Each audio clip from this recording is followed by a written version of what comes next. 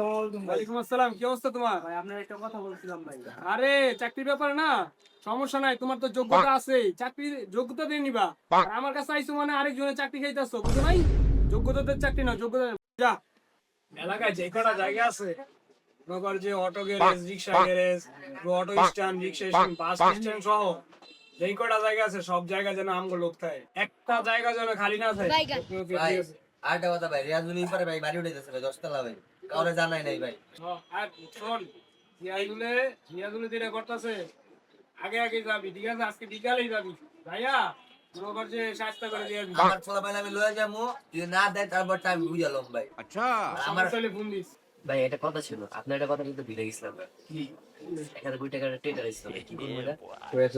দেখ কে দেখ কে কত দিতাছে আগে দেখ। এমন ভাবে করিস যেন যেন মাল মশলা দেয়া আছে অনেক দিতাছে, ভরপুর দিতাছে, সব টাকা ঢাইলা লাইছস।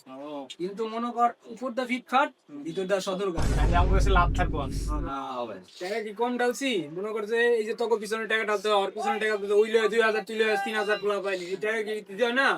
সবকিছু বুঝা শুনে টাকা ঢালবি যেন কম টাকা খরচ হয়, টাকাটা যেন আঙুল থাকে, বুঝছ নাই? পেমেন্টের যত কিছু আছে সবকিছু আয়ত্ত করা, যে সব জায়গায় আধিপত্য যে করার চেষ্টা কর, কেউ ছাড় দিবি না, বুঝছস? ঠিক আছে, উড়ি আজকে।